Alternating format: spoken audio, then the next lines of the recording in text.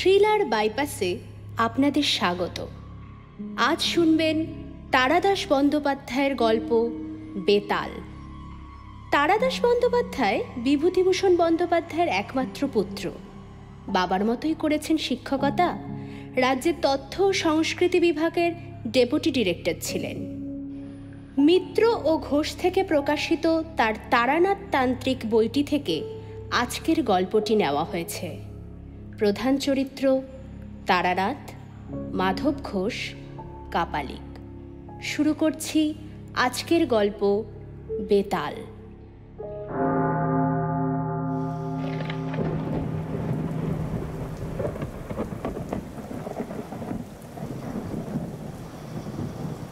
দিনটা সকাল থেকেই মেঘলা। দুপুরের দিকে বেশ এক পশলা বৃষ্টি হয়ে গেল। তারপর আর বৃষ্টি নেই বটে, কিন্তু আকাশ থমথম করছে কালো মেঘে, জলো বাতাস দিচ্ছে। এমন দিনে মনে একটা কি করি ভাব হয়। দু একখানা বিলেতি ম্যাগাজিন বন্ধুদের কাছ থেকে চেয়ে এনে পরে পড়ব বলে জমিয়ে রেখেছিলাম। এখন সেগুলি উল্টে পাল্টে দেখলাম। বাদলা দিনের মেজাজের সঙ্গে ঠিক খাপ খাচ্ছে না। কি করা যায়? স্ত্রীর সঙ্গে গল্প করব? না, 7 বছর বিয়ে হয়ে যাওয়ার পর আর বাদলা দিনে খোলা জানলার ধারে স্ত্রীকে নিয়ে কাব্য চলে না। যতই নিষ্ঠুর শোনাক, কথাটা সত্য। মহাকালের নির্মমতা এবং অতীত সুখের দিন সম্বন্ধে বিমর্ষভাবে চিন্তা করছি, এমন সময় দরজার কড়া নড়ে উঠল। উঠে গিয়ে দরজা খুলে দেখি কিশোরী সেন। ভিতরে ঢুকে কাদামাখা রবারের পাম্পশু ছাড়তে ছাড়তে সে হেসে বলল, এই বর্ষার দিনে বাড়ি বসে করছো কি? যে অশ্ব নেই তা তৃণ সংগ্রহ করছিলুম। খুব ভালো হয়েছে তুমি এসেছো। একেবারে মিয়নো দিন না? আর বসে কাজ নেই, একটা জামা টামা যা হোক কিছু গলিয়ে নাও। চলো তারানাথ জ্যোতিষীর বাড়ি ঘুরে আসি। আর কিছু না হোক দু একটা আজব গল্প তো শোনা যাবে। এমন দিনেই তো উদ্ভট গল্প জমে। চলো চলো চলো, দেরি করো না, বেরিয়ে পড়ি চলো। তারানাথের কথা আমার যে আগে কেন মনে পড়েনি তা ভেবেই অবাক লাগলো। বললুম, বসো, ধুতিটা বদলে নি। পথে বেরিয়ে বললুম, ট্রামে উঠে কাজ নেই। মাসের শেষ, সেই 8 পয়সা দিয়ে বরং সিগারেট কেনা যাবে। হেঁটেই মেরে দিই চলো, এইটুকু তো পথ।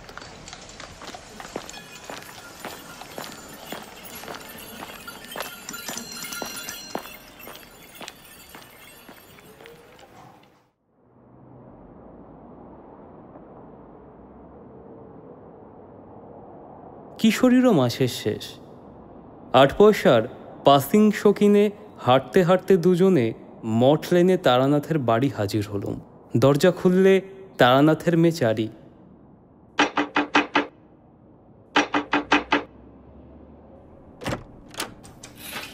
আমাকে দেখেই বললে, কাকা বাবু, আজ আমার লেসের ডিজাইন ভোলেননি তো? রোজ রোজই আপনি ভুলে যান। আজ ভুলিনি, আগে থেকেই পকেটে রেখে দিয়েছিলাম। বের করে হাতে দিতে চারি হাসি মুখে বাড়ির ভিতরে যেতে যেতে বললে, বসুন, বাবাকে ডাকি।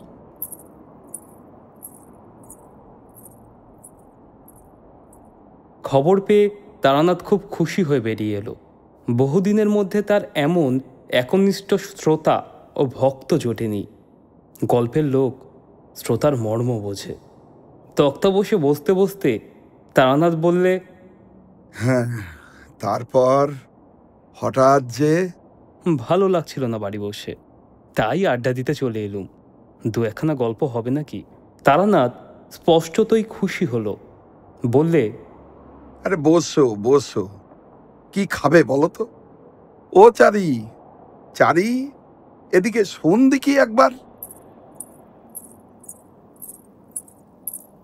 চারি এসে দাঁড়াতে তারানাথ বললে, যা, চট করে তেল নুন কাঁচা লঙ্কা দিয়ে মুড়ি মেখে নিয়ে আয়, পরে চা দিবি কিন্তু। তারপর আমাদের দিকে ফিরে বললে, হ্যাঁ বলো, কি গল্প বলবো? তোমরা তো এসব বিশ্বাসই করো না। অমনি বলে বসলেন বিশ্বাস করি না। বিশ্বাস যদি নাই করবো তাহলে এই বাদলায় এতখানি পথ ঠেঙিয়ে এলুম কি করতে? ও, সে গল্প শোনার লোভে? গল্পের লোভ সে কি আর ছাড়া যায়? নাস্তিক আর অবিশ্বাসীরাই অলৌকিক গল্পের ভালো শ্রোতা হয়। আমি বললুম, আপনার কাছে এতদিন আসছি, আপনি কিন্তু আমাদের অলৌকিক কিছু দেখালেন না। তারানাথ উজ্জ্বল চোখে আমাদের দিকে তাকিয়ে বললে, তার মানে ওই শূন্যে হাত নেড়ে সন্দেশ বা রসগোল্লা আনা, জলকে মন্ত্র পড়ে শরবত করে দেওয়া। তোমাকে তো একদিন বলেছি ও সব খুব নিম্ন শ্রেণীর শক্তি, ভেলকি। ও করায় গুরুর বারণ আছে, তবে করিনি কি, করেছি। আরে কম বয়সে ভক্তদের অবাক করার জন্যই, আরে পয়সা রোজগারের ফিকিরে করেছি কিছু কিছু। আর বাকি শক্তি তো তাতেই গেল, ওতে কিছু নেই বাপু। আর আসল কথা কি জানো, আসল তান্ত্রিক কখনো ভেলকি দেখায় না। আচ্ছা, সাধুরা যে চোখ বুজে ত্রিভুবন ত্রিকাল সামনে দেখতে পান, এখানে বসে বিলেতে কি হচ্ছে সব বলে দিতে পারেন? এসব কি বিশ্বাসযোগ্য? নিশ্চয়, একদম ঠিক বলেছ। সদ্গুরু পেলে আর প্রকৃত সাধনা করতে পারলে না, তুমিও পারবে। যেমন? যেমন এই ধরো, সদ্য মৃত কোনো চণ্ডালের সব থেকে মুন্ডু কেটে এনে অমাবস্যা বা সংক্রান্তি তিথিতে শ্মশানে গর্ত করবে, তাতে সেই মুন্ডুটা নিক্ষেপ করবে। পরে গভীর রাত্রে সেই গর্তের ওপরে পদ্মাসনে বসে আর মাথার ওপরে না মরা দাঁড় কাকের বাঁ দিকের ডানা রেখে 1,00,000 বার বীজ মন্ত্র জপ করলে তুমিও সর্বজ্ঞ হতে পারো। বীজ মন্ত্রটি কি? সেটি বলা যাবে না কিশোরী। তন্ত্রে অদীক্ষিত লোকের কাছে না সাধনার বীজ মন্ত্র বলা নিষেধ। আরে বীজ মন্ত্রই তো আসল, কি না?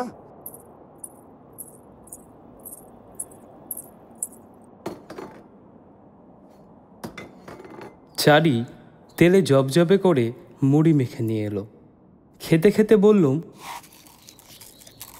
আপনি কখনো সত্যিকালের কাপালিক দেখেছেন? কিশোরী বললে, তান্ত্রিক আর কাপালিকে কিছু কি পার্থক্য আছে? হ্যাঁ, পার্থক্য আছে, তবে সেসব তোমাদের বোঝানো কঠিন। জেনেও তোমাদের কোনো কাজ নেই। হ্যাঁ, কাপালিক দেখেছি কিছু, কিন্তু জানো, একবারের স্মৃতি এখনো ভুলতে পারিনি, আর কখনো ভুলতেও পারবো না। তারানাথ যেন একটু অন্যমনস্ক হয়ে চুপ করে গেল। বললুম, বলুন না সেই গল্প, বেশ লাগবে শুনতে। বলছি, তোমরা খেয়ে নাও আগে। সে এক ভয়াবহ কাহিনী হে, অনেক দিন বাদে মনে পড়ে গেল। মনে হলেই না গায়ে কেমন কাঁটা দেয়। এ ঘটনা কি মধুসুন্দরী দেবীর আবির্ভাবের আগের? বটেই, আমার ভবঘুরে জীবনের একেবারে প্রথম দিকে ঘটেছিল। হ্যাঁ, তখনও আমি বীরভূমের মাতু পাগলিকে দেখিনি। চা এনেছিস? রাখ ওই তক্তা বসে, নাও চা খেয়ে নাও। গল্প তো শোনাবো হে, কিন্তু আমার দক্ষিণাটা?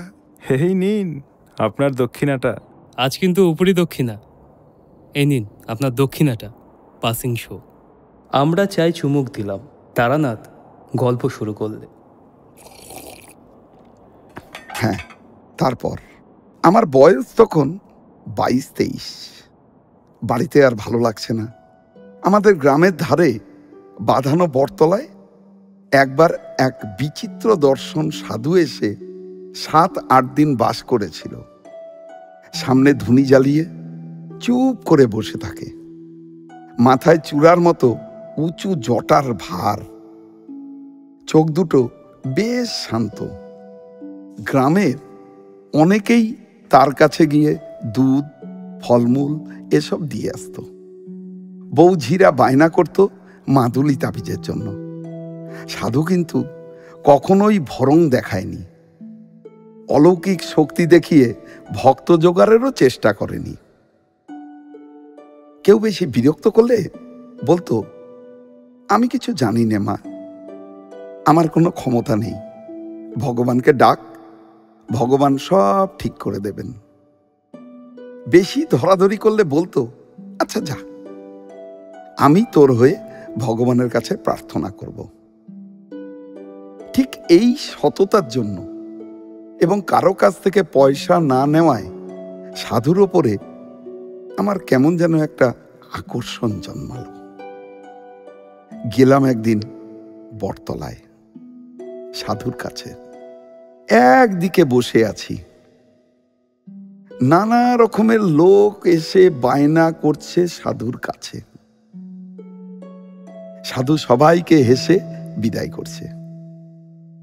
এসব মিটতে মিটতে বিকেল গড়িয়ে অন্ধকার নেমে এলো। এবার আমি আর সাধু এই দুজনই কেবল রয়েছি বটতলায়। সাধু আমাকে কি বলল জানো? আয়, এগিয়ে এসে বস। একটু ভয়ে ভয়ে সাধুর সামনে ধুনির এপাশে গিয়ে বসলাম। সন্ন্যাসী হওয়ার ইচ্ছা আছে, তাই না? আমি কিছু না বলে চুপ করে রইলাম। তোর সেসব হবে না, তবে তোর কপালে অনেক সাধু সঙ্গ আছে দেখছি।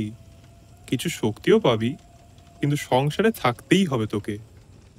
আপনি তো কাউকে কিছু বলেন না, আমাকে এত কথা বলছেন কেন? তোর কপালে তন্ত্র সাধনার চিহ্ন আছে, কিন্তু অস্পষ্ট।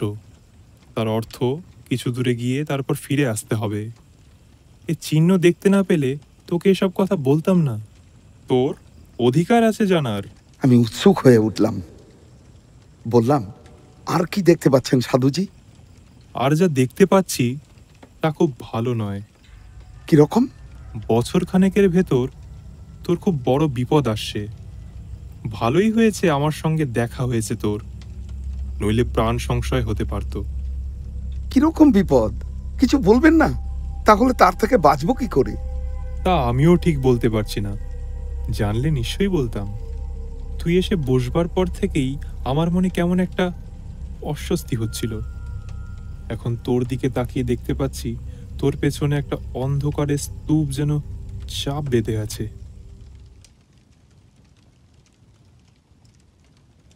আমি না চমকে পিছনে তাকালাম। সাধু হেসে কি বলল জানো? তুই দেখতে পাবি না, আমি দেখতে পাচ্ছি। 1 বছরের মধ্যেই যে বিপদ ঘটবে তা কি করে বলছেন? আগে বা পরেও তো ঘটতে পারে। ওটা আমার অভিজ্ঞতা থেকে বলছি, বোধহয় ভুল করিনি। বলা বাহুল্য, সাধুর কথা শুনে আমার না একটু গা শিরশির করছিল। কেউ যদি জানতে পারে তার পেছনে একটা অদৃশ্য চাপ বাঁধা অন্ধকার ঘুরছে, তাহলে আর ভালো লাগার কথা নয়। তার উপরে নির্জন জায়গা, গ্রামের বাইরের দিকে বট গাছ, ধুনিতে পট পট করে কাঠের গাঁট পোড়ার শব্দ হচ্ছে। সাধু আর আমি ছাড়া কোনো দিকে আর কেউ নেই। সাধু বলল, তোকে একটা জিনিস শিখিয়ে দিয়ে যাচ্ছি, ভালো করে শিখে রাখ। যদি কোনো দিন কখনো বিপদ আসছে বলে মনে হয়, কি কোনো অস্বস্তি বোধ করিস, তাহলে এই প্রক্রিয়াটা করবি। যতই বিপদ আসুক, প্রাণটা বেঁচে যাবে। কি প্রক্রিয়া সাধুজি? নে, ভালো করে দেখ, আর এই মন্ত্রটা মুখস্থ করে নে। একে বলে গাত্রবন্ধন। শিখতে আমার বেশিক্ষণ লাগলো না, কিন্তু বললাম, বিপদ যে আসছে তা বুঝতে পারবো কি করে? তুই ঠিক বুঝতে পারবি। বললাম না তোর কপালে তন্ত্র সাধনার চিহ্ন আছে। সময় হলে আমার মতো মনের মধ্যে বিপদের ঘন্টা বেজে উঠবে। আমি যেমন আজ তোর বিপদ বুঝতে পারলাম, কিন্তু আমি তো পারিনি। আজ থেকে তোকে কিছুটা শক্তি দিলাম।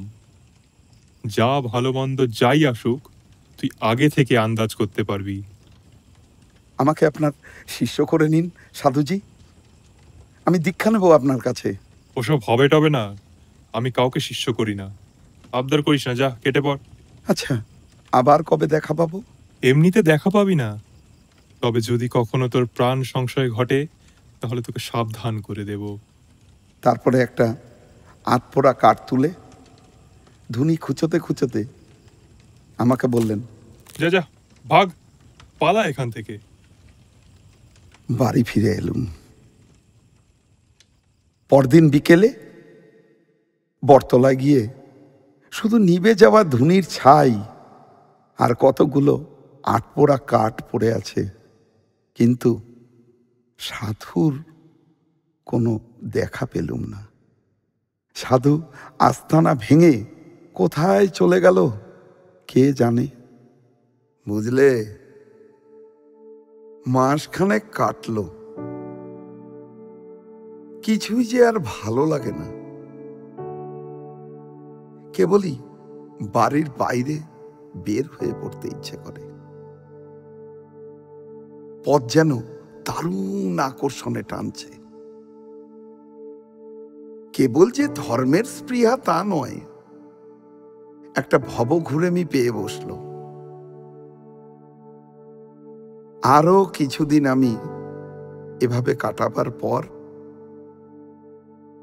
একদিন কয়েকটা জামা কাপড় নিয়ে সত্যি সত্যি, আর অবশ্য হাতে ছিল মাত্র 10টা টাকা, আমি না সত্যি সত্যি বেরিয়ে পড়লাম। বাড়ির লোক হয়তো খোঁজাখুঁজি করবে এবং সন্ধান পেলেই আমাকে ধরে নিয়ে যাবে বাড়িতে। এজন্য কি করলাম জানো? সারাদিন প্রায় হাঁটতাম, যতটা দূরে গিয়ে পড়া যায়। রাত্রিতে আশ্রয় নিতাম কোনো গৃহস্থের বাড়িতে।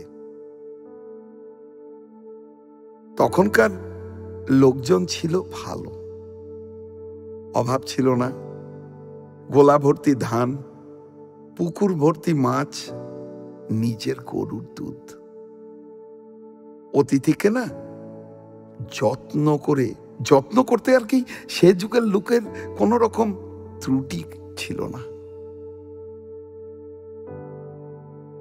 অব্রাহ্মণ গৃহস্বামী হলে গোয়াল ঘরের এক পাশে পরিষ্কার করে রান্নার আয়োজন করে দিত। আমি সেখানে বসেই রাঁধতাম।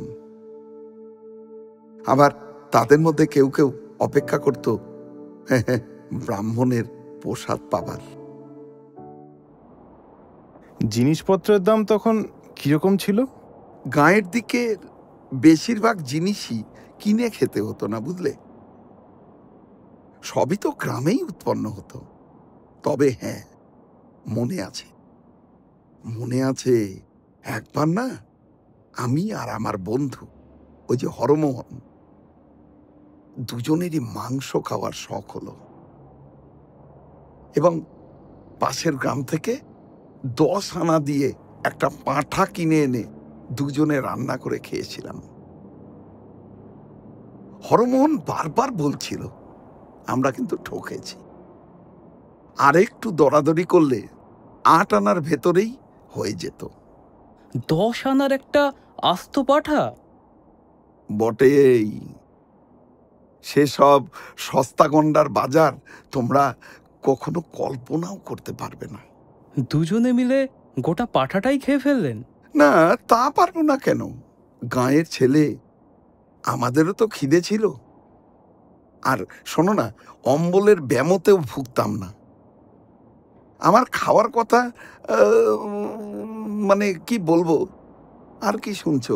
আরে, আমার বাবার খাইয়ে হিসাবে 10টা গাঁয়ের মধ্যে নাম ডাকছিল, জানো?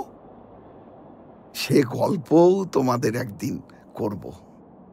ওগুলো ছাড়ুন, যে গল্পটা হচ্ছিল সেটা হোক। জানো, এভাবে না কিছুদিন ঘুরে বেরিয়ে বিরক্তি ধরে গেল। রোজ রোজ অকারণে পথ হাঁটা, লোকের বাড়িতে আশ্রয় নেওয়া, তাদের দাক্ষিণ্যে ভালো ভালো খাওয়া। আচ্ছা, শুধু কি খাওয়ার জন্যই এই বাড়ি থেকে বেরিয়েছি? বাড়িতে কি আমার ভাতের অভাব ছিল? কিন্তু যা চাই তা পাই কই। যাই হোক, পথ হেঁটে ক্লান্ত অবস্থায় একদিন সন্ধ্যাবেলা এক গ্রামে এসে পৌঁছালাম। গ্রামটায় না ঘনবসতি নেই, একটু ছায়া ছাড়া বাড়িঘর, আম জাম বাঁশবাগানে ভরা। একটা বড় আম বাগানের পাশে কাদের বেশ সুন্দর বাড়ি দেখে সেখানেই আশ্রয় নেব ভাবলাম।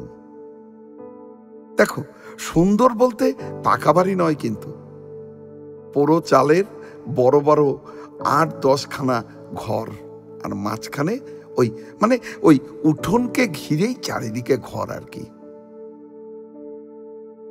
বিরাট উঠোনে ধানের গোলা, একপাশে গোয়ালে কখানা গরু সাঁজালের ধোঁয়ায় বসে বসে জাবর কাটছে।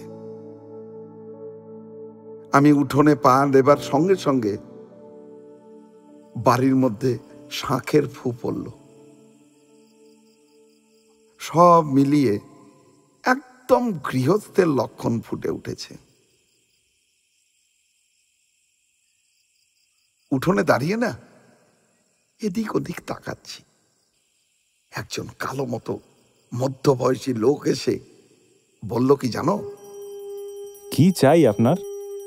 আমি বিদেশি লোক, রাত্রিটা না একটু থাকবার সুবিধা হবে কি? আপনারা? ব্রাহ্মণ। লোকটা না আসুন আসুন করে ব্যস্ত হয়ে আমায় নিয়ে দাওয়ায় বসালো, পা ধোয়ার জল দিল। তার নাম হলো মাধব ঘোষ, সেই বাড়ির মালিক। চাষবাস আছে প্রায় 50 বিঘের মতো। মাধব লোক বেশ ভালো। আমাকে রান্নার ব্যবস্থা করে দিয়ে সে ঠায় বসে রইল, বসে গল্প করে। আর একটু একটু বাদে হুকোটিকে না এগিয়ে দিয়ে বলে, সাজুন, ব্রাহ্মণের প্রসাদ পাবো। কথায় কথায় আমি বললাম, আমাদের বাংলাদেশের আতিথেয়তা বড় সুন্দর না? আচ্ছা, এই যে তুমি আমাকে এত যত্ন করছো, এতে তোমার লাভ কি? আগে ও কথা বলবেন না। ব্রাহ্মণ দেবতার হাড়িতে 2টি চাল দিতে পারছি, সে তো আমার সৌভাগ্য। তবে কথা কি জানেন, সব অতিথি তো আবার সমান হয় না। এই তো 3-7 আগে আমাদের বাড়িতে এসে কি এক কাণ্ড! ধোঁয়ার সুগন্ধি আতপ চাল হাঁড়িতে ছেড়ে দিয়ে তার দিকে ফিরে বললাম, কেন, কি হয়েছিল? চুরি টুরি নাকি?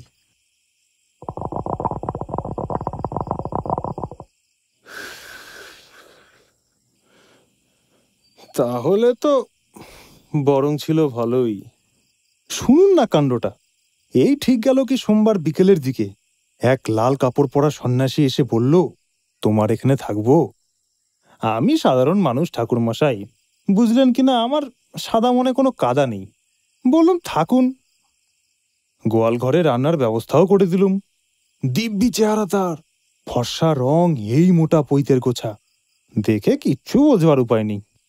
আমি অবাক হয়ে বললাম, তারপর? সে রাত্রিরে কিছু হলো না, কিন্তু পরের দিন সকালে সন্ন্যাসী যাওয়ার সময় আমাকে বললে, কাল যে মেয়েটি তোমার রান্নার জিনিসপত্র এগিয়ে দিচ্ছিল, সে তোমার কে হয়? আমি বললাম, আমার মেয়ে। কেন বলুন তো, কিছু ভুলটুল হয়েছে নাকি? তারপর কি বলবো আপনাকে, সন্ন্যাসী যা বলল তা শুনে আমার পায়ের রক্ত মাথায় উঠে গিয়েছে। বলে কি, তোমার ওই মেয়েটি আমাকে দাও, আমি ভৈরবী করব। ওর শরীরে নাকি ভৈরবীর চিহ্ন রয়েছে। তারপর? তারপর আর কি, আমার চেঁচামেচিতে পাড়ার লোক জড়ো হয়ে গেল। বললুম, যাও ঠাকুর, ব্রাহ্মণ বলে শুধু পার পেয়ে গেলে, নইলে মাধব ঘোষের মেয়ের দিকে নজর দিয়ে এই গ্রাম থেকে আর বেরোতে হতো না। সন্ন্যাসী যাওয়ার সময় কটমট করে আমার দিকে তাকিয়ে বলে গেল, কাজটা ভালো করলি না, তোর মেয়ে উদ্ধার হয়েছে তো, প্রতিফল হাতে হাতে পাবি। বলো কি হে, এ তো সাংঘাতিক ব্যাপার। লোকটা আর আসেনি তো? আর তার আসতে সাহস হবে না? সন্ন্যাসী হলেও প্রাণের মায়া তো আছে। মাধব ঘোষের যত্নের সত্যিই তুলনা নেই। খাওয়া যখন প্রায় শেষ হয়ে এসেছে, একটা বড় জামবাটি ভর্তি দুধ এনে সে একটু দূরে নামিয়ে রাখলো। আমি না আমি খুব লজ্জা পেয়ে গেলাম। বললাম, আবার দুধ কেন? আগে খান ওটুকু, না করবেন না। ব্রাহ্মণ সেবা করলে আমার কল্যাণ হবে। পরের দিন সকালে উঠে আমি মাধবের কাছে বিদায় চাইলাম। সে ছাড়তেই চায় না কিছুতেই। আমি প্রায় জোর করে চলে এলাম। কারণ তো আগেই বলেছি যে আমি দুটো ভাতের জন্য পথে বের হইনি। সরল মানুষের ঘাড়ে চেপে অকারণে অন্ন ধ্বংস করতে আমার খুব খারাপ লাগে। এই পথে বললাম আমি যে এই পথে আবার কখনো এলে আমি তোমার বাড়িতে আশ্রয় নেব। এই কথা বলে না আমি বেরিয়ে পড়লাম। দুপুরে একটা গঞ্জ মতো জায়গায় চিড়ে দই কিনে খাই, তারপর আবার হাঁটি। সারাদিন প্রায় মাইল 15-16 হেঁটে সন্ধ্যা নাগাদ একটা এমন জায়গায় এসে পৌঁছালাম যার ত্রিসীমানায় কোনো গ্রাম বা জনবসতি নেই। রুক্ষ, পাদবহীন প্রান্তরের মধ্য দিয়ে একটা ছোট্ট কি নদী তীর তীর করে বয়ে চলেছে। কি করব ঠিক করতে না পেরে নদীর ধার ধরে হেঁটে এগুতে লাগলাম। মিনিট 15 হেঁটে দেখি সামনে এক শ্মশান, বেশ বড় শ্মশান। অন্তত যতদূর চোখ যায় তাকিয়ে দেখলুম কেবল পোড়া পোড়া কাঠের গুঁড়ি, ছেঁড়া মাদুর, কাঁথা, ভাঙা কলসি এইসব পড়ে আছে। আচ্ছা, ওই নির্জন শ্মশানে সন্ধ্যাবেলা আপনার ভয় করলো না? না না, ভয় করবে কেন? আরে, শ্মশান অতি পবিত্র স্থান। সেখানে মানুষের সমস্ত পাপ শেষবারের মতো মুছে যায়। তার ঊর্ধ্বলোকে প্রস্থানের পথ সুগম হয়। শ্মশানে ভয় কিসের? জানো, দাঁড়িয়ে চারিদিক দেখছি, হঠাৎ গম্ভীর ভারী গলায় পেছন থেকে কে যেন বলে উঠল, এখানে কি চাই? কি ভয়ানক গলার স্বর! লোহার ড্রামে পাথর কুচি ঢাললে যেরকম শব্দ হতে পারে সেই রকম। চমকে পিছনে তাকিয়ে দেখি একজন সাধু দাঁড়িয়ে, মাথায় পাকা তেঁতুলের মতো অজস্র জটা, মুখময় অযত্ন বর্ধিত দাঁড়ি গোপের জঙ্গল, লম্বায় আমার মাথা ছাড়িয়ে 1 হাত হবে, পরনে রক্তাম্বর, পায়ে বউল দেওয়া কাঠের পুরু খরম। কি দরকার এখানে? সাধুকে প্রণাম করে বিনীতভাবে জানালাম, আমার বিশেষ কোনো দরকার নেই, পথ হাঁটতে হাঁটতে এসে পৌঁছেছি এই মাত্র। কোথায় যাওয়া হবে? কোথাও না। মানে? ঠিক নেই। সাধু কি বুঝলো জানিনি। কিছুক্ষণ আমার মুখের দিকে স্থির হয়ে তাকিয়ে থাকলো। তারপর তার দাড়ির জঙ্গলে খুব সূক্ষ্ম একটা হাসির রেখা ফুটে উঠল। সে বলল, আয় আমার সঙ্গে। সেই ঘনায়মান অন্ধকারে আমি সাধুর পেছনে চললাম। বেশ খানিকটা হাঁটবার পর দেখি একটা গাব বা ওই জাতীয় কোনো গাছের নিচে মরার মাদুর, কাঁথা ইত্যাদি টাঙিয়ে বেশ ঝুপড়ির মতো বানিয়ে ফেলেছে সাধু। আমি বললাম, এইখানে আপনি থাকেন? কেন? অসুবিধাটা কি? না, অসুবিধে আর কি, তাই বলছি। সাধু আমাকে ঝুপড়ির বাইরে বসতে বলে নিজে ভেতরে ঢুকলো। বেরিয়ে এলো দুটো পাকা কলা হাতে নিয়ে। এই নাও, খাও। নিলাম। কি উদ্দেশ্যে বেরানো হয়েছে বাড়ির থেকে? সাধু হবার ইচ্ছে নাকি? আমি না উত্তর না দিয়ে কলা হাতে চুপ করে বসে রইলাম। তুই আমার কাছে থেকে যা, আমি তোকে চেলা করে নেব। থাকবি? তোর কপালে তন্ত্র সাধনার চিহ্ন আছে, থেকে যা তুই আমার কাছে। আমি একটু ফাপড়ে বললাম, এই সাধুকে দেখে আমার তেমন ভক্তির উদয়ই হয়নি, বরং কেমন একটু অস্বস্তিই হয়েছে আর কি। এত সহজে নিজে থেকে চেলা করে নিতে চাইল দেখে সে ভাবটা না বেড়েছে বই কমেনি আর কি। ভালো সাধু কখনো ওই কথায় কথায় শিষ্য করে বেড়ায় না। অবশ্য আমার আর চিন্তা কি, থাকি কদিন, ভালো না লাগলে কেটে পড়ার বাধা কোথায়? আরে সাধু সঙ্গের জন্যই তো বেরিয়েছি আমি, বাজিয়ে দেখতে দোষ কোথায়? বললাম, থাকবো। আমি একটা বিশেষ সাধনা করছি, সেটা কদিনের মধ্যেই শেষ হয়ে যাবে। তারপর তোকে দীক্ষা দেব। কি সাধনা? সে আছে, সময় হলেই জানাবো।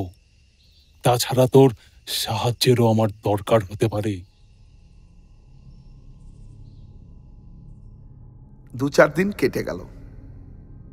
সাধু আমাকে একলা ফেলে রেখে সারাদিন কোথায় কোথায় ঘুরে কি সব সংগ্রহ করে আনে, বোধহয় নিজের ওই সাধনার জিনিসপত্র। রাত্রিরে বসে অনেকক্ষণ ধরে পূজা আচ্চা আর ওই জপ তপ করে। সে সময়টা আমি আবার একটু দূরে কাঠকুটো দিয়ে আগুন জ্বেলে মাটির হাঁড়িতে ভাতে ভাত রান্না করি। অনেক রাত্রে খাওয়া হয়। ক্রমে সাধুর কাণ্ড কারখানা দেখে আমার মনে দৃঢ় বিশ্বাস হলো যে এই সাধু একজন কাপালি। কি করেছে জানো? একদিন একটা মরা চড়ুই পাখি কোথা থেকে ঠ্যাং ধরে ঝুলিয়ে এনে হাজির। ঝুপড়ি থেকে ছুরি এনে চড়ুইটার পেট চিরে নাড়ি ভুড়ি বের করলো সাধু। তারপরে কি একটা জিনিস আমাকে না দেখিয়ে টুক করে ওর মধ্যে ভরে দিল, মানে পাখিটার পেটের মধ্যে। আবার ঝুপড়িতে ঢুকে দুখানা একই মাপের মাটি সরা এনে একটায় মরা পাখিটা রেখে অন্যটা দিয়ে না চাপা দিয়ে দিল। তারপর একটু আটা মেখে সেই আটা দিয়ে দুটো সরার মুখ একেবারে জুড়ে দিল। আমি অবাক হয়ে বললাম, এ দিয়ে কি হবে? কাজ আছে, আগুনে পোড়াও তো। এটা 1 ঘন্টা ধরে পোড়াবে। এইভাবে 3 দিন 1 ঘন্টা ধরে পোড়াবে। নাও। রান্না হয়ে গিয়েছিল, কিন্তু আগুন তখনও জ্বলছে। আমি কথা না বলে ওই সরাটা সাধুর কাছ থেকে নিয়ে আগুনে রেখে দিলাম। সাধু বলছে, দ্রব্যগুণ বুঝলে? দ্রব্যগুণ একটা বিরাট জিনিস, তুমি মানো? নিজে প্রত্যক্ষ করে দেখিনি কখনো। গাছপালা থেকে ওষুধ তৈরি হয় দেখেছি, খেলে অসুখ সেরে যায় তাও দেখেছি, কিন্তু যেসব কথা শুনতে পাওয়া যায়, যেমন বশীকরণ বা আরো কিছু, সেসব দেখিনি। বশীকরণ? ও আবার কঠিন কাজ নাকি? ওর অনেক রকম উপায় আছে।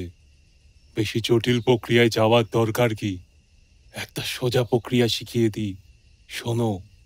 চেষ্টা করলে তুমিও পারবে। আগে কি? যে কোনো মাসের অমাবস্যা তিথিতে যদি দুপুরবেলা ঘূর্ণিঝড় ওঠে কিংবা জোরালো হাওয়া দেয়, তাহলে সেই হাওয়ায় উড়ে যাওয়া কোনো শুকনো গাছের পাতা একটা মন্ত্র বলতে বলতে বাঁ হাতে ধরে ফেলতে হবে। সেই পাতা গুঁড়ো করে পান বা দুধ যা হোক কিছুর সঙ্গে খাইয়ে দিতে পারলে সেই লোক কুকুরের মতো তোমার পায়ে পায়ে ঘুরবে। আছে আমার কাছে, দেখবে। সাধু ওর ঝুপড়ি থেকে একটা শুকনো অশ্বত্থ পাতা বের করে বাইরে এলো। এই দেখো, ভাদ্র মাসের অমাবস্যায় এই শুকনো অসত্য পাতাটাকে ধরেছিলাম। থাক আমার কাছে, এর গুণ তোমাকে আমি দেখিয়ে দেব। দিন দুয়েক আগে সাধু একটা বেশ মোটা নিমের ডাল নিয়ে এসেছে। একদিন সকালে দেখি বসে বসে ছুরি আর দা দিয়ে কেটে কেটে তার থেকে একটা পুতুল বানাচ্ছে। নাক, মুখ, চোখ সব শুদ্ধ একটা মানুষের মূর্তি। এদিনও না আমি অবাক হয়ে জিজ্ঞাসা করলাম, এ দিয়ে কি হবে? এদিনও সাধু রহস্যময় হেসে বলল, কাজ আছে। তখনও না আমি সাধুর আসল উদ্দেশ্য কিছুই বুঝতে পারিনি। বুঝতে পারলে আর এক মুহূর্তও সেখানে থাকতাম না। যাকে আরো ৩-৪ দিন কাটলো। একদিন বিকেলে আমি রান্নার জন্য কাঠ কুটো এক জায়গায় জড়ো করেছি। সাধু এসে আমার কাছে বসলো। তুমি প্রকৃতির সংহার শক্তিতে বিশ্বাস করো? আগে ঠিক বুঝতে পারলাম না। প্রকৃতির অনেক রকম শক্তি আছে। যেমন প্রকৃতি আমাদের শস্য দান করে, বাতাস দান করে, বৃষ্টি দান করে। এগুলোতে আমাদের প্রাণ বাঁচে, এগুলো শুভ শক্তি। আবার মহামারী, দুর্ভিক্ষ, বন্যা, যুদ্ধ এগুলো হলো সংহার শক্তি। এছাড়াও নানান ধরনের অদৃশ্য অদ্ভুত মারক শক্তি আছে। সাধনার দ্বারা তাদের জাগ্রত করতে হয়। যেমন বেতাল জাগানো। বেতাল হচ্ছে এক ধরনের ক্রূর নিষ্ঠুর অপশক্তি, যার মারক ক্ষমতা অমোঘ। একবার জাগ্রত হলে কাজ শেষ না করা অবধি তার নিদ্রা নেই। আমার গা শিরশির করছিল। বললাম, আর যদি কাজ শেষ না করতে পারে? যদি বাধা পায়? বেতালকে বাধা দেওয়া খুব কঠিন, প্রায় অসম্ভব। কিন্তু বাধা পেলে সে ফিরে এসে যে তাকে জাগিয়েছে তাকেই হত্যা করে। এসব আগুন নিয়ে খেলা, বুঝলে? আগুন নিয়ে খেলা। সাধু একটু চুপ করে থেকে বলল, আজ রাত্রিরে তোমাকে বেতাল জাগানোর পদ্ধতি দেখাবো। তুমি ভয় পাবে না তো? প্রথমে ভাবলাম বলি হ্যাঁ, তারপর জিনিসপত্র পোটলা করে ফালাই। কিন্তু জানো, কেমন একটা আকর্ষণ হলো। বললাম, না, আপনি কি এরই সাধনা করছিলেন? তাই সেদিন গভীর রাত্রে সাধু তার ক্রিয়াকর্ম শুরু করল। জবা ফুলের মালা, রক্তচন্দন এসব আগে থেকেই জোগাড় করা ছিল। সাধু সেই যে নিম কাঠের পুতুলটা বাইরে এনে তাতে বেশ করে তেল মাখালো, সিঁদুর মাখালো। তারপর সেটাকে না কোমর পর্যন্ত মাটিতে পুঁতে দিল। তারপর কি করলো জানো? বেড়ার মতো ওই চারদিক দিয়ে জবা ফুলের মালা দিয়ে ঘিরে দিল। পদ্মাসনে বসে বীর বীর করে কি মন্ত্র পড়তে পড়তে পুতুলটার মধ্যে চন্দনের ছিটে দিতে লাগলো।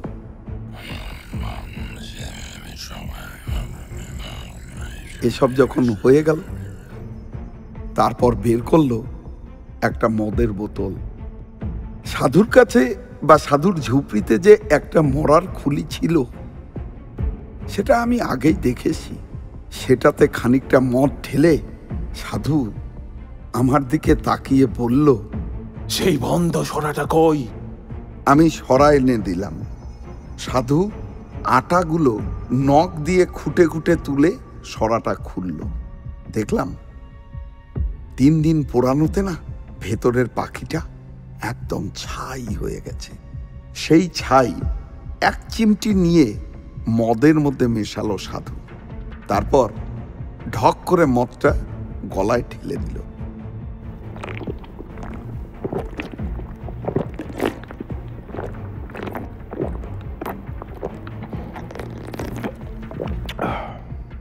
খাওয়ার পরে সাধুর আশ্চর্য পরিবর্তন দেখলাম। সাধুর চোখ দুটো ছোট ছোট কোটরে গিয়ে যেন 2 টুকরো কয়লার মতন জ্বলতে লাগলো। আমার দিকে ফিরে সাধু বলল, শুকনো কাঠ দিয়ে একটা ধুনি করো।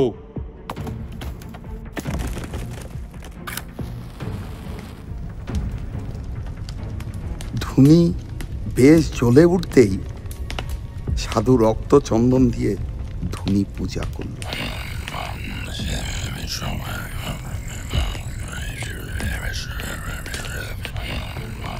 তারপর তামার কোষায় গাওয়া ঘি, একটা জবা ফুল, আরো কি যেন মিশিয়ে মন্ত্র পড়ে আগুনে আহুতি দিল। সঙ্গে সঙ্গে একটা বিকট পোড়া গন্ধে ভরে গেল চারিদিক। সাধু বিকৃত গলায় হেসে উঠল। আমার মনে হলো সেই ধোঁয়া আর অন্ধকারের ভেতরে ধুনির মধ্যে থেকে একটা যেন জমাট অন্ধকার দিয়ে তৈরি মূর্তি উঠে এসে বাতাসে ভর করে ভেসে আবার কোথায় মিলিয়ে গেল। আমি অবাক হয়ে সেই দিকে তাকিয়ে রইলাম। মূর্তিটাকে খুব পরিষ্কারভাবে যে দেখছিলাম তা বলতে পারবো না, তবে যেটুকু দেখতে পেয়েছিলাম তাতেই আমার বুক ঠান্ডা হয়ে গেল। বিশাল স্থূল রাত্রির অন্ধকার দিয়ে তৈরি যেন একটা অপছায়া। দেখলে, ওই বেতাল। কোথায় গেল? এদিকে সরে এসো। আমি আসল কথাটা এতদিন তোমাকে বলিনি, আজ বলি। আজ থেকে 15-20 দিন আগে এখান থেকে মাইল কুড়ি দূরে এক গ্রামে আমি মাধব ঘোষ বলে একজন লোকের বাড়ি রাত্রিরে আতিথ্য গ্রহণ করি। আমার মাথায় বিদ্যুৎ খেলে গেল। মাধব ঘোষ? তাহলে এই কাপালি কি সেদিন মাধব ঘোষের বাড়িতে হাঙ্গামা করেছিল? সেই মাধব ঘোষের বড় মেয়েটির দেহে প্রকৃত সাধন সঙ্গিনী হবার উপযুক্ত সমস্ত লক্ষণ বর্তমান ছিল। আমার বর্তমানে কোনো ভৈরবী নেই। আমি পরের দিন সকালে মাধব ঘোষের কাছে সাধনার জন্য মেয়েটিকে চাইলাম। মাধব দিল তো নাই, উপরন্তু আমাকে অকথ্য অপমান করে বাড়ির থেকে তাড়িয়ে দিল। সে অপমান আমার বুকে কাটার মতো বিঁধে আছে। বেরিয়ে আসবার সময় মাধব আমার ঘাড়ে হাত দিয়ে একটা ধাক্কা দিয়েছিল। আমার গায়ে হাত? আচ্ছা, মাধব ঘোষ, এইবার দেখবো তোমাকে। আমি ভয় পেয়ে বললাম, কি করবেন আপনি? করব কি, করেছি। ওই যে বেতাল জাগিয়ে পাঠালাম, কোথায় গেল সে? পাঠালাম ওই মাধব ঘোষের বাড়ি। এইবার সে বুঝবে কাকে সে অপমান করেছিল। কি হবে মাধব ঘোষের? আজ তার নিজের ক্ষতি কিছু হবে না। আজ তার বাড়িতে একটা কিছু করে আসবে বেতাল। এক পক্ষ ধরে আমি বেতাল মন্ত্র জপ করে আজ আহুতি দিয়েছি। কাল অমাবস্যা, কাল পূর্ণাহুতি দেব হোম করে। ওই যে নিমঘাটের পুতুল দেখছো, ওটা হচ্ছে মাধব ঘোষের প্রতিমূর্তি। ওই পুতুলে কাল প্রাণ প্রতিষ্ঠা করে বেতালকে চিনিয়ে দেব।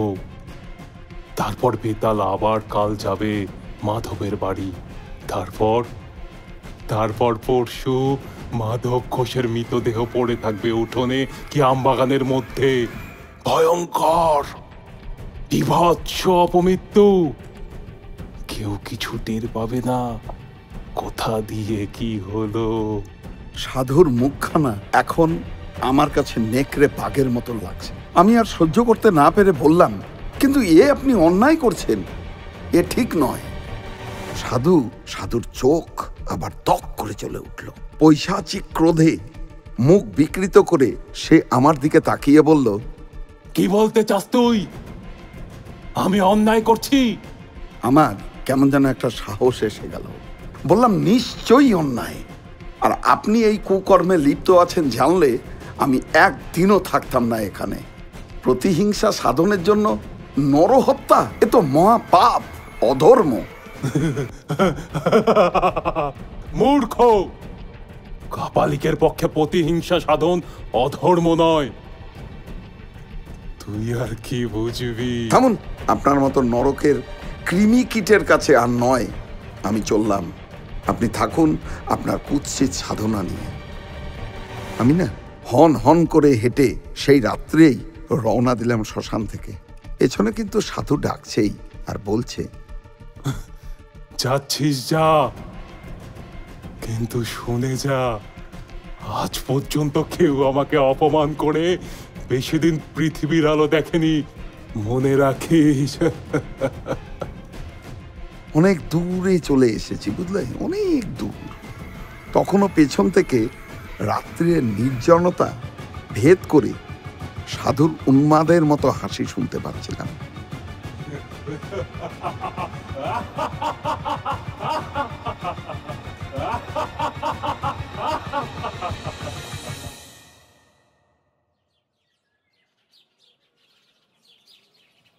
পরের দিন দুপুর গড়িয়ে গেল।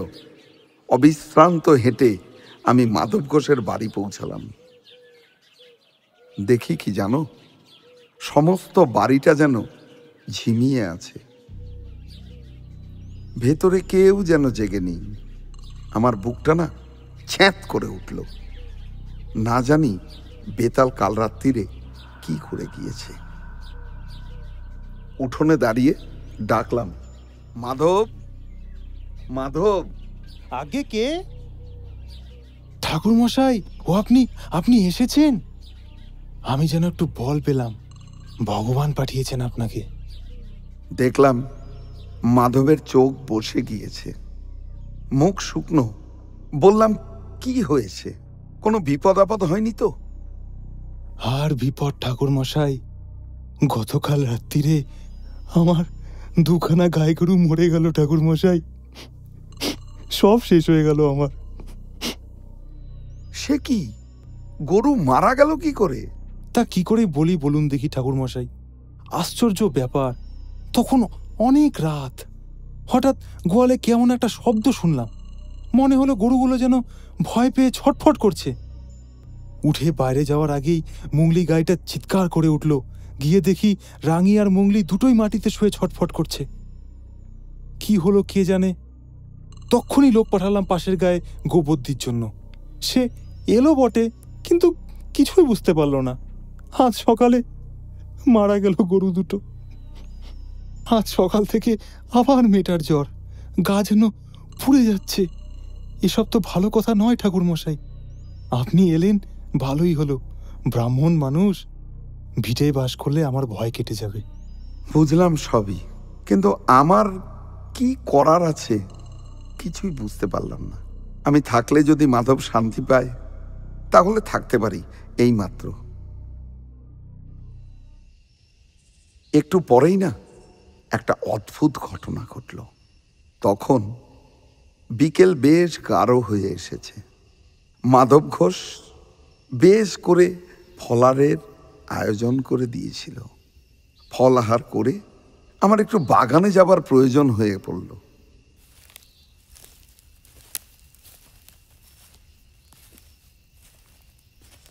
মাধবের কাছ থেকে গারু চেয়ে বাগান সারলাম। গারু হাতে ফিরছি, বুঝলে, হঠাৎ মনের মধ্যে কেমন যেন একটা অনুভূতি জেগে উঠল। মনে হলো আমার খুব বড় একটা বিপদ আসছে। খুব কাছে এসে গিয়েছে সে বিপদ। ভয়ের একটা বিচিত্র অনুভূতি বুকের মধ্যে ঠেলে উঠল। সেই অন্ধকার নির্জন আমবাগানে দাঁড়িয়ে না হঠাৎই আমার বুক যেন হিম হয়ে গেল। কেন এরকম হচ্ছে আমার? তাড়াতাড়ি ফেরার জন্য এগুতে গিয়ে মনে হলো কি জানো, কয়েক হাত দূরে একটা আম গাছের গুড়ির পাশে কে যেন চুপ করে দাঁড়িয়ে আছে। আমার একটু হলেও বোধহয়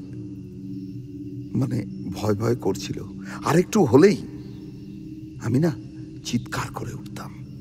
কিন্তু ততক্ষণে যে দাঁড়িয়ে আছে তাকে আমি চিনতে পেরেছি। কে জানো? আমাদের গাঁয়ের বটতলার সেই সৌম্যমূর্তি সাধু, যিনি বলেছিলেন আমার বিপদ ঘনিয়ে এলেই আমাকে দেখা দেবেন। ভাবলাম তাহলে কি সত্যি আমার আজ সেই বিপদের দিন এসে গেছে? দূর থেকেই সাধুকে প্রণাম করলাম। সাধু হেসে হাত তুলে আশীর্বাদ করলেন। তারপর হঠাৎ কোথায় সাধু, কোথায় কি, কেউ কোথাও নেই। আমি একা অন্ধকারে গারু হাতে দাঁড়িয়ে।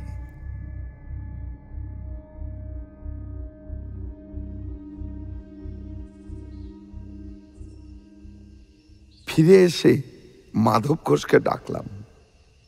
বললাম, দেখো আজ তোমার আমার দুজনেরই খুব বিপদ। কি বিপদ তা কিন্তু আমি বলবো না, আর তোমার জেনেও কোনো কাজ নেই। মোট কথা, আজ আমি আর তুমি, বা তুমি আর তোমার বাড়ির কেউ বাড়ির চৌহদ্দির বাইরে পা দেবে না। চুপ করে বাড়িতে বসে ভগবানের নাম জপ করো। আর একটা কাজ করো তো, আমাকে এক ঘটি জল এনে দাও তো। মাধবের মুখ শুকিয়ে আরো ছোট হয়ে গেল। দৌড়ে একটা ঘটি নিয়ে এলো। আমি সাধুর দেওয়া ওই গাত্রবন্ধনের মন্ত্র দিয়ে জলটাকে শোধন করে বাড়ির চারিদিকে ঘুরে ঘুরে ছিটিয়ে গণ্ডি কেটে দিলাম।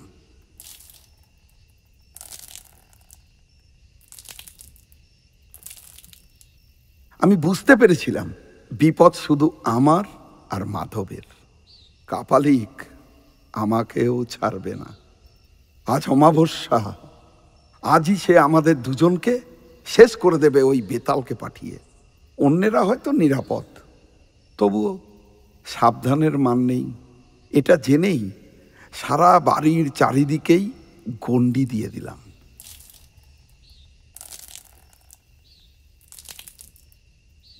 রাত্রিরে খাওয়া হলে আমি মাধবকে ডেকে বললাম, তুমি আমি আজ এক ঘরে থাকব। বাড়ির সবাই শুয়েছে? হ্যাঁ হ্যাঁ ঠাকুরমশাই। বেশ বেশ, এসো আমার সঙ্গে। ঘরে গিয়ে মাধবকে বললাম, ওই ঘটি থেকে খানিকটা জল ঢালো মাটিতে। আরে এই যে খাটের পায়ার কাছে, এইখানটায় ঢালো। ঠিক আছে, এবার ডান পায়ের বুড়ো আঙ্গুল দিয়ে ওই জল রেখা টেনে খাটের চারিদিকে একটা জলের কন্ডি কাটো। নাও নাও নাও, শুরু করো। আমি তোমার সঙ্গে মন্ত্র পড়তে পড়তে ঘুরছি। তুমি গৃহস্বামী, তোমাকেই এটা করতে হবে, নইলে না আমি করে দিতাম। সেই গণ্ডির ভেতরে খাটে উঠে আমরা দুজনে বসে রইলাম। সে কি ভয়ঙ্কর রাত! আমার বুকের ভেতর এই বিচিত্র বিপদের ঘণ্টা বেজে চলছে। কি যেন ঘটবে, কে যেন আসছে। আমার পাশে চুপ করে বসে মাধব। ঠিক মাঝরাতের পেরিয়ে যাবার পর ধরতে পারো, হঠাৎ যেন এক ঝলক হাওয়ায় বাইরের আমবাগান কেঁপে উঠল। ঝড়ের সময়ও নয়, কিছুই নয়, হাওয়া এলো কোত্থেকে? ক্রমে সেই হাওয়া বেড়ে রীতিমতো ঝড়ে পরিণত হল। সমস্ত আমবাগান যেন ভেঙে পড়বে। বাড়ির জানালা দরজা দড়াম দড়াম করে বন্ধ হতে আর খুলতে লাগলো। বাড়ির ভেতর মেয়েরা শব্দ করে কেঁদে উঠল। আমি চেঁচিয়ে বললাম, কেউ বাইরে আসবেন না, কেউ বাইরে আসবেন না, সব ভেতরে চুপ করে বসে থাকুন। ঝড়ের শব্দে কার যেন বিভৎস হুঙ্কার, বিকৃত জান্তব গলায় কে যেন অমানসিক হুঙ্কার করছে। কে যেন ঝড়ের ছদ্মবেশে প্রাণপণ চেষ্টা করছে বাড়িতে ঢোকবার, বারবার অদৃশ্য কিছু বাধা পেয়ে ফিরে যাচ্ছে।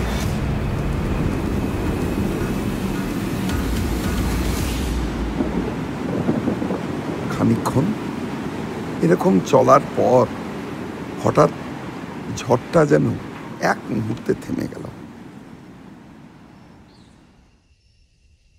আবার শান্ত আমবাগান, মৃদু হাওয়ায় বাড়ির কলা গাছের পাতা নড়ছে।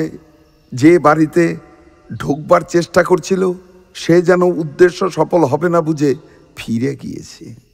আমার বুকের ভেতরে বিপদের ঘণ্টাটাও না হঠাৎ থেমে গেল। মাধব ঘোষ আতঙ্কিত চোখে আমার দিকে তাকিয়েছিল। বললাম, আর ভয় নেই, বুঝলে, বেঁচে গেলাম বোধহয়। সে রাত্রিটা আমরা খাটে বসেই রইলাম। পরের দিন সকালেই খবর পেলাম মাধবের মেয়ের জ্বর নেমে গিয়েছে। আমি সকালেই বিদায় চেয়েছিলাম। মাধব ঘোষ কিছুতেই ছাড়ল না, খালি বলে, আপনার দয়াতেই রক্ষা পেলাম ঠাকুরমশাই। বেঁধে রাখতে পারবো না জানি, তবু এ বেলাটা কিন্তু আপনাকে এখানে থেকে যেতেই হবে। থেকে ভালোই করেছিলাম, নইলে ঘটনাটার না শেষটুকু জানতে পারতাম না।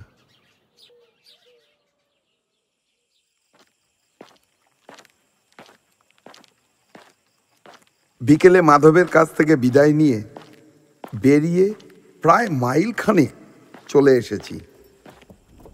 দেখি ঘোড়ায় চড়ে এক দারোগা বাবু কোথায় যেন চলেছেন, পেছনে দুজন পাগড়িওয়ালা সেপাই।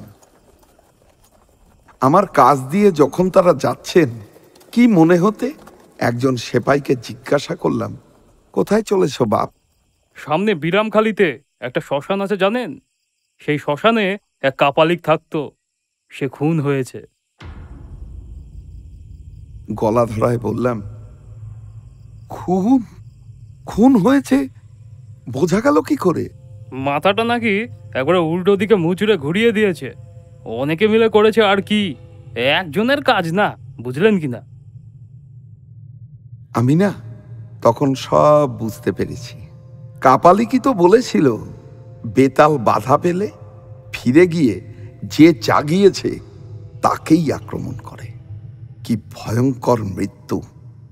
একবার মনে হলো তাদের সঙ্গে গিয়ে মৃতদেহটা দেখে আসি, পরে সে ইচ্ছেটা দমন করি, আর মনে মনে আমাদের গায়ে দেখা সেই সৌম্য সাধুকে প্রণাম জানিয়ে আবার আমি রওনা দিলাম।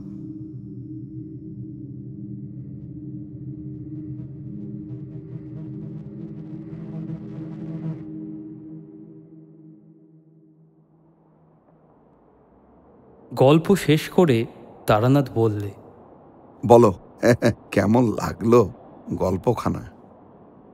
ভালোই। পথে বেরিয়ে কিশোরীকে বললাম, বিশ্বাস হলো? সে কথার জবাব না দিয়ে কিশোরী হেসে বললে, দিনটা তো ভালোই কাটলো।